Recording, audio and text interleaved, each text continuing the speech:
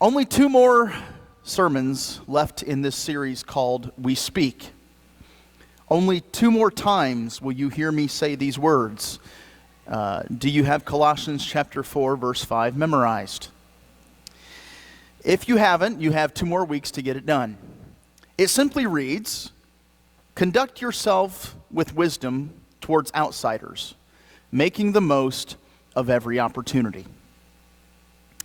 We've entitled this sermon series, We Speak, because each of us has a voice. Each of us has an audience. Each of us have opportunities to speak into the lives of hurting, lost people. How are we doing at making the most of those opportunities? Today, the title of the sermon is this: We Speak to the One Who is Lost. If you get nothing else out of today's sermon, jot this down. This is a one-sentence summary of today's sermon. So if you go home and somebody says to you, hey, what'd you hear about in church today? This is it, okay? In your effort to win the world for Christ, don't neglect the one. In a world that is filled with millions of faces, don't neglect the individual. You see, sometimes I think it's easy to gloss over individuals. It's easy to sometimes lose individuals that just kind of fall through the cracks or get lost in the shuffle. In other words, one is greater than 99. And we're going to learn about that today.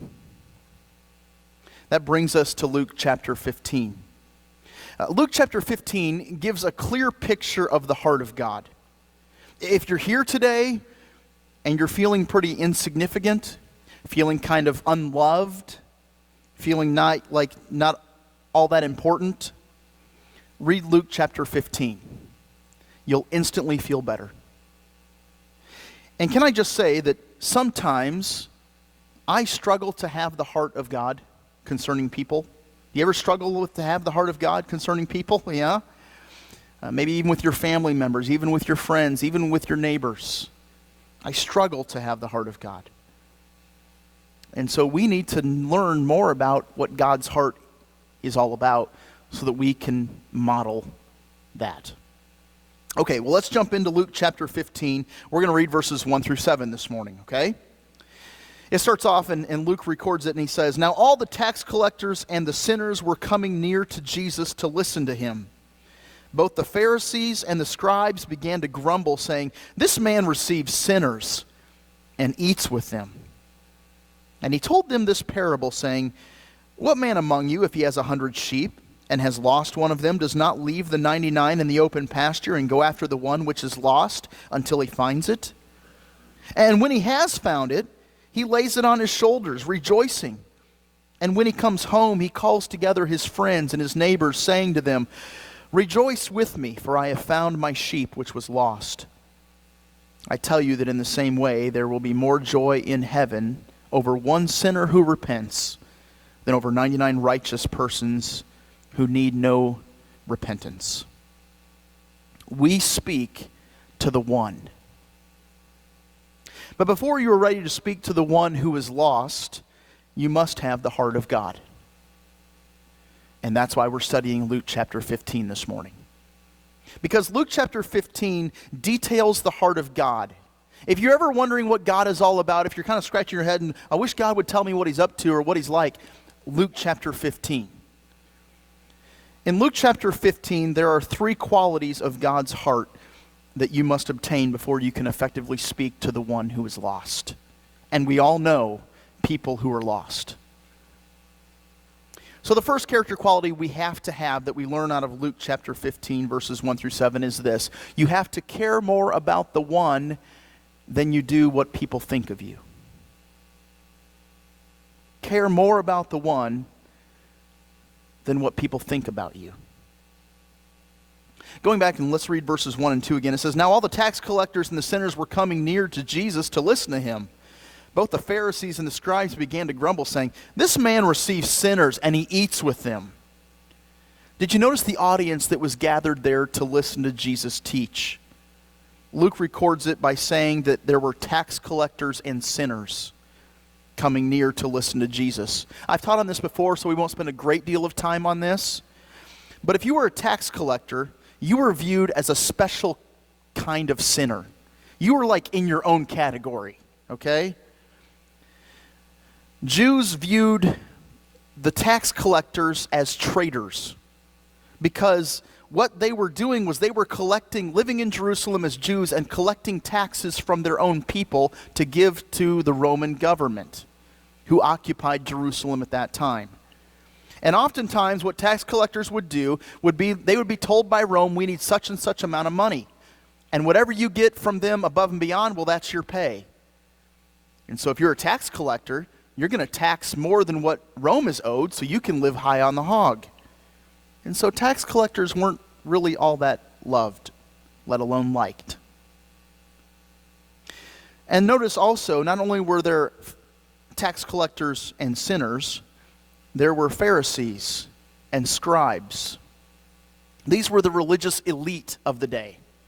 They were the ones who knew the scriptures forwards and backwards. The Pharisees were as legalistic as one could be. They prided themselves on following the law perfectly, and even making up laws so they could follow them perfectly. They were a group of religious leaders who felt as though they were better than everyone else. And the Pharisees and the scribes were a group of people who didn't want to be contaminated by sinners. And so they refused to associate themselves with people whose lives were messy. And these religious leaders made it very clear that they didn't approve of Jesus or his behavior. They were talking about Jesus. Who were they talking to? They weren't talking to Jesus about Jesus. They were complaining about Jesus behind Jesus' back. Side note, if this describes your behavior of doing things, if you talk about people behind their back, heed this warning. The news always gets back to the person you're talking about. And if you're a part of the group who just entertains gossip, in other words, well, I'm not the one saying the bad stuff about the person, I'm just there listening to people talk badly about this person, heed this warning. The people who gossip to you will eventually be the people who gossip about you. Well, here's the truth that the Pharisees and the religious leaders of that day just could not wrap their head around. The truth is this: Jesus was not scared of people with messy lives. In Matthew chapter 11, verse 19, Jesus is called a friend to tax collectors and sinners. What a great title that is. Could the same be said of you and me? That in this lost world in which we live, those who are outside of the faith, would they view us as their friend? You see, Jesus specialized in deeply caring for people whose lives were marred by the ugly choices of their sin. And he wasn't fazed by it, not at all. In fact, exactly the opposite was true. He seemed perfectly at ease with the lives of messy people. There wasn't a nervous laughter on Jesus' part, like ha ha ha ha ha, when something was said that was maybe inappropriate. There wasn't this anxious looking around to see, who was watching him as he was encountering people with messy lives. There was simply Jesus encountering sinful people all throughout his ministry. That's what Jesus did, isn't it true? I think about Jesus' encounter with Zacchaeus, that tax collector, the short guy. Remember, Jesus was walking through the town. There were so many people who were anxious to see Jesus that Zacchaeus, the short little guy, couldn't see Jesus. So what does he do? He climbs up in a tree. Oh yeah, Zacchaeus was a tax collector. He was a thief. He robbed from people so Rome could be paid. And Jesus searches out Zacchaeus in the crowd. And he comes over to the base of the tree and he looks up and he says, Zacchaeus, come on down here, because I'm going to your house today. And we're going to eat. And we're going to party. I think about the adulterous people that Jesus encountered. What about the woman at the well, who in her shame goes and collects water in the middle of the afternoon when she knew that nobody else in their right mind would go and make the journey out to the well and get the water and bring it back? She was hoping she wouldn't run into anybody, but little did she know she runs into Jesus. And this woman had had several husbands, and Jesus calls her out on it. But then he has a conversation with her about the living water. I think about murderers.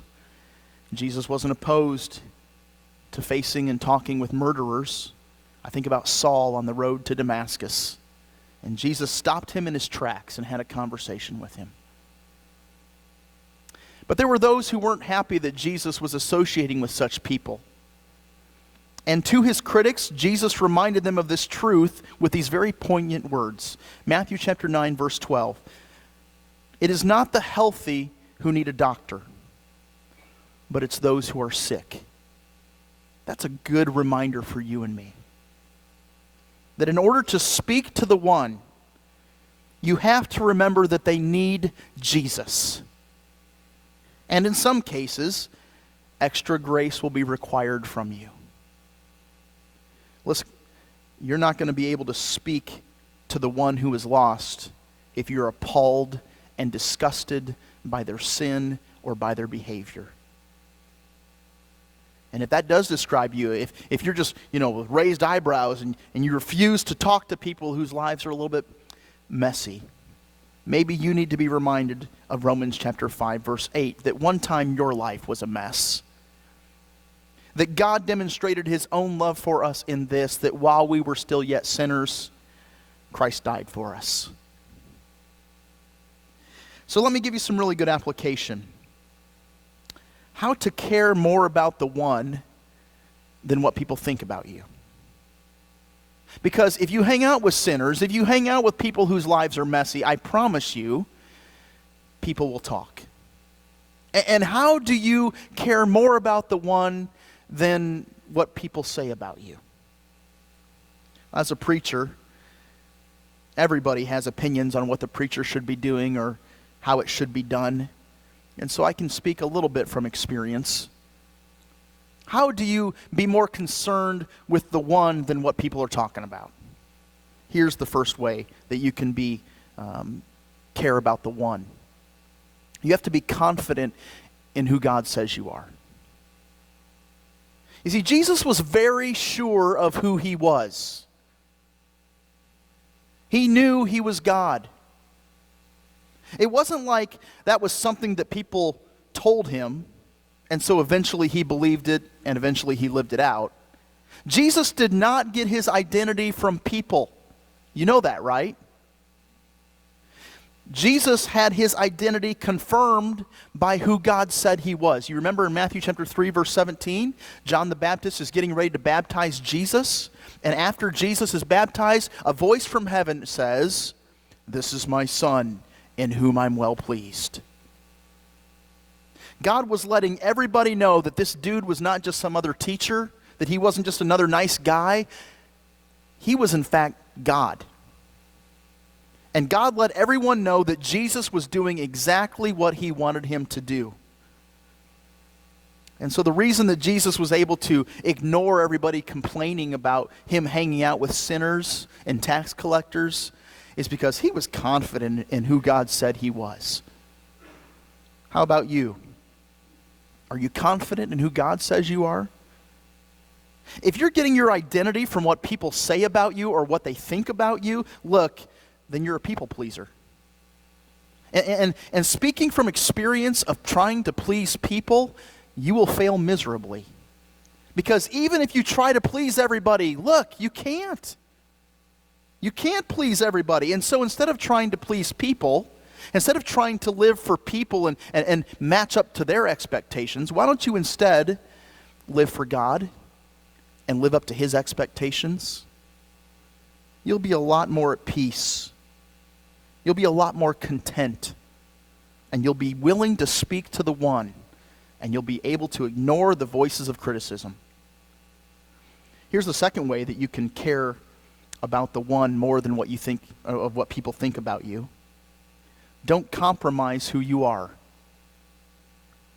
Jesus was able to shrug off the criticisms of others because he knew he wasn't doing anything wrong. This is really important. This is a really important distinction that needs to be made. Jesus was hanging out with sinners and tax collectors, but listen to me. He wasn't a sinner or a tax collector. He was hanging out with sinners and tax collectors, but Jesus himself wasn't a sinner or a tax collector. He didn't compromise who he was. And so he was able to shrug off the criticisms of these Pharisees and the scribes. If you're a follower of Jesus Christ and you're speaking to the one who is lost, don't compromise who you are. Remain different than the rest of the world. If people cannot tell that there is a difference in you or about you, then you are salt that has lost its saltiness. And guess what the Bible says about that? You are worthless to the kingdom. If you're too much like the world, you will lose your impact on the world. And somewhere along the way, I'm fearful for the future of the church universal. Somewhere along the way, we have bought into the lie that in order to speak into the lives of those who are lost, we have to be relevant. We have to be just like the world. We've got to bend a little bit to accommodate the world. Jot this down somewhere. Tweet it if you're on Twitter. Hashtag preach it preach. Hashtag yeah boy. The only reason you are relevant to this world is because you're not like the world. Let me say that again. The only reason that you are relevant to this world is because you are not like the world. We have something that the world doesn't have. If we are giving the world what they already have, our message is useless. We preach in vain. But we have something that the world does not have. And so the only reason that you and I are relevant to this world is because we are not like the world. And if you're too much like the world, guess what? You're no longer influencing the world. When you care about the one who is lost, people are going to talk about you. People are going to think some things of you. But do you care more for the one who is lost or what people will think of you? Second way to speak to the one who is lost. Did you notice this? This is a great character quality that Jesus had. Jesus cared more about the one even when they didn't care about him. Did you notice that? Look at verses 3 and 4. So having heard the criticisms of the Pharisees and the scribes, well, this man hangs out with sinners.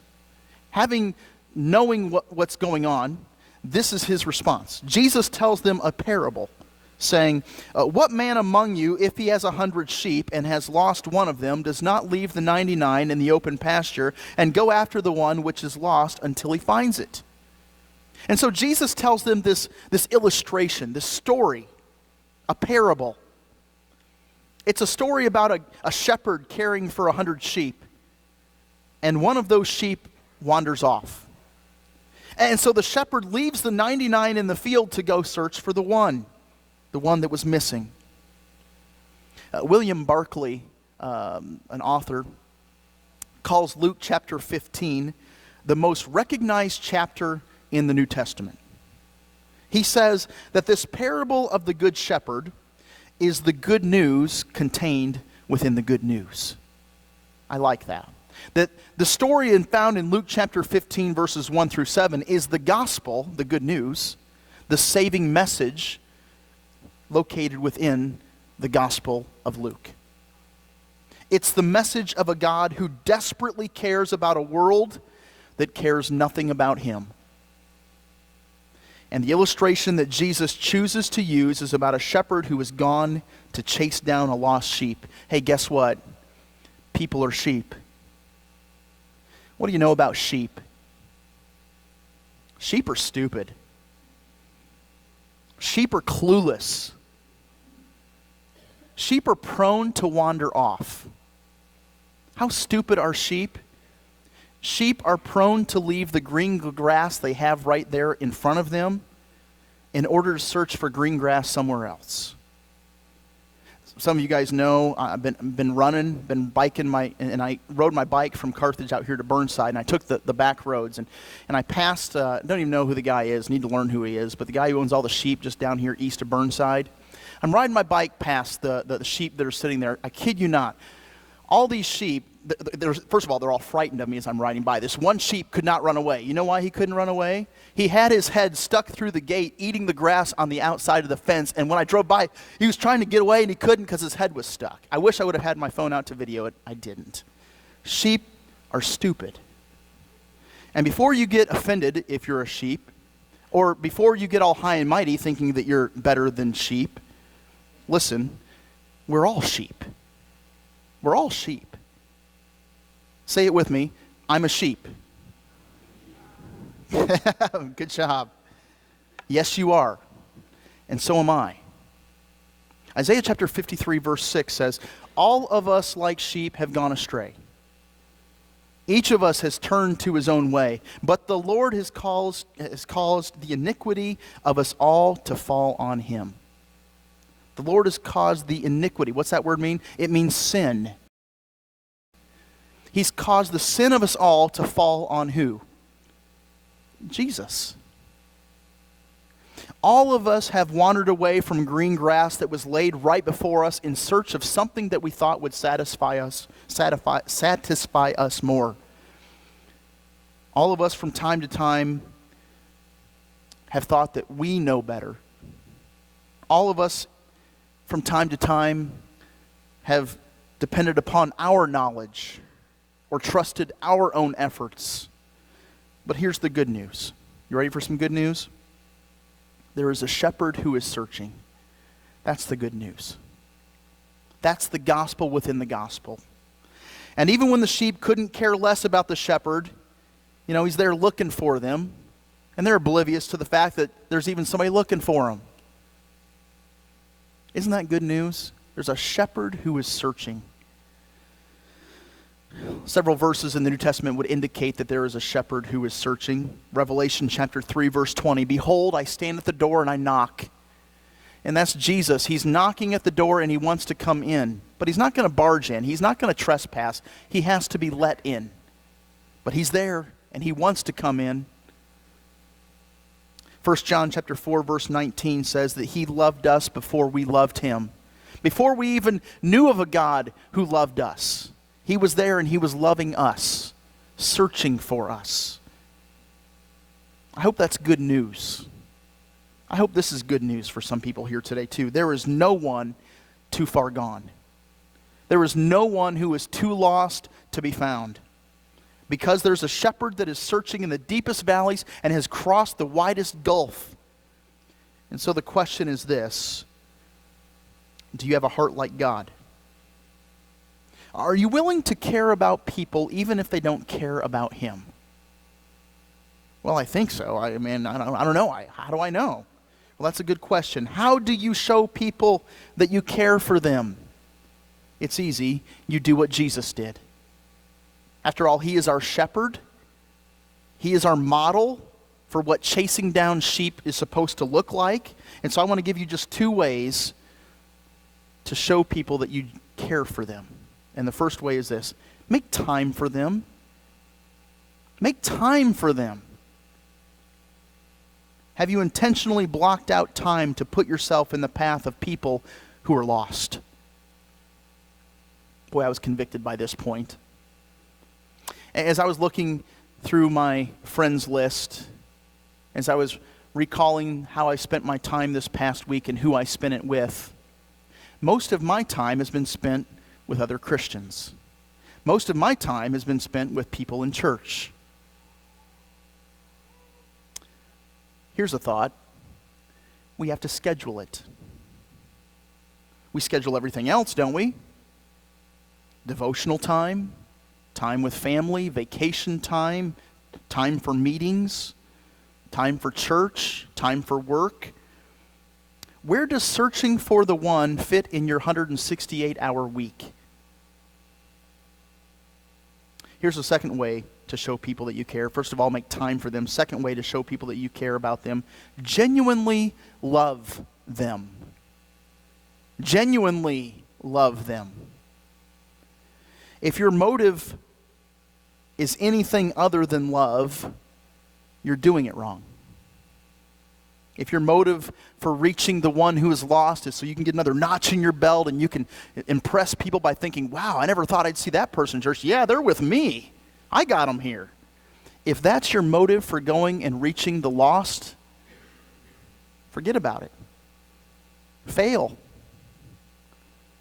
If your motive is to somehow reach the one who is lost so you can change their attitude because you work with them and they drive you nuts and you're like, I want their attitude to change, so they need Jesus. Wrong. If your motive is to get them to church because, man, they're filthy, stinking rich and they'd be good givers. Wrong. If your motive is anything other than love, you're wrong, and God won't bless that. He can't bless that. And can I just say, it's time for the church to genuinely love people. I feel like the church has been genuinely distracted lately. And so turn to your neighbor and say, this is going to sting a little bit. Say that.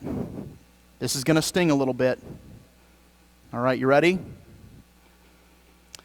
We need to be a church that cares more about lost people than whether or not coffee can be brought into this place.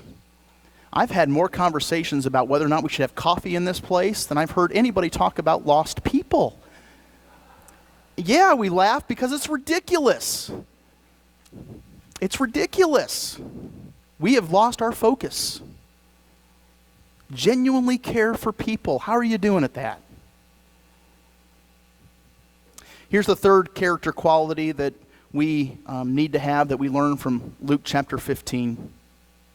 Care a lot about finding what was lost. Care a lot about finding what was lost. Are you like me? Have you ever misplaced something and it drives you nuts and you searched and you searched and you searched for it? Maybe it was your wallet or your keys or your sunglasses or you fill in the blank. Tell me, in that moment, isn't it true? What makes you feel better is not the stuff that you have. What makes you feel better in that moment is when you find what has been lost. Isn't that right? I've been looking for that. Here's where it is. And Jesus says, let me explain to you why I'm spending time with people who are lost. When you have 100 sheep and one goes missing, don't you do whatever you can do to get the one who's missing back with the fold? In Luke chapter 15, verses 5 through 7, we see two important lessons that I think Jesus shows us about caring a lot about finding what is lost. And the first lesson that we learn is this: to effectively search for the one, you must intentionally leave the 99. Let me say that again. To effectively reach the one who is lost,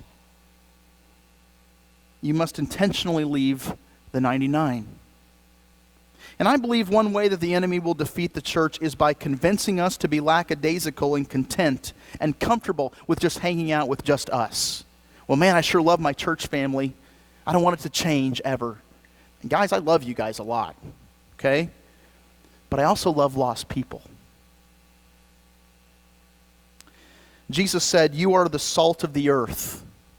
Let me ask you this. How is salt effective? Salt is most effective when it's poured out, when it leaves the shaker. Salt's pretty worthless when it's kept in its container with all the other salt. It doesn't do any good to get hot French fries out of the toaster oven, grab the salt shaker, and place the salt shaker in the midst of the fries. That doesn't do any good. What you have to do is you've got to take that salt shaker and pour it out over the French fries. It has to permeate the object it's salting, it's savoring. Jesus said, follow me and I will make you fishers of men. I spent some time this week thinking about reasons why Christians don't like to fish. My top 3 answers are on the board. Why Christians don't fish. Number 1, it's more fun to play in the water than to take fish out of the water. What do I mean by that? I mean, it's a whole lot more fun to be in the world than to be out of the world and draw people out of the world. It's a whole lot more fun. It's easier. Reason number 2 why Christians don't fish. I'd rather stay on the beach and get some sun. In other words, I care more about myself. It would be an inconvenience to me to go fishing for men. It's a lot of work to go fishing for men. It's a whole lot easier to care about me and what I want and just kind of relax a little bit. And then the third reason why Christians don't fish, too many stories of the one that got away. In other words, it's frustrating when I'm not seeing the results that I want to see. Listen, it's not about who responds. I mean, I offer an invitation here week after week. Okay? How many times do people respond in that moment? Very few. It's not about the ones who respond in the moment. It's about having a desire to be Christ-like to a person who needs it in the moment. And how they respond is between them and God. That's not your calling. Your calling is not to get people to respond. Your calling is to call people to respond. Here's the second lesson that I think we learn about in Luke chapter 15, verses 5 through 7. That we care a lot about what was lost. And Jesus shows us that it's a big deal when what was lost is found. It's a big deal when someone who was lost is found by Christ. I want to read now verses 5 through 7 of our text. When the shepherd has found it, he lays the sheep on his shoulders and he rejoices. And when he comes home, he calls together his friends and his neighbors, saying to them, "Rejoice with me, for I have found my sheep which was lost." I tell you that in the same way there will be more joy in heaven over one sinner who repents than 99 righteous persons who need no repentance. In these few verses 5 through 7, there are 5 actions I want you to take note of that the shepherd has. Did you notice, first of all, that the shepherd carries the lost one? He just picks the sheep up and he puts it over his shoulders. There's no speech. There's no wagging a finger in their face saying, "I told you so," or "You should have listened to me." He simply puts the lost sheep over his shoulders and carries it. Why would he do that? Because in that moment, in its lostness, the sheep can't carry itself. And the good shepherd carries the sheep for them. That's powerful. Don't miss it. Here's the second thing, that the action of the shepherd.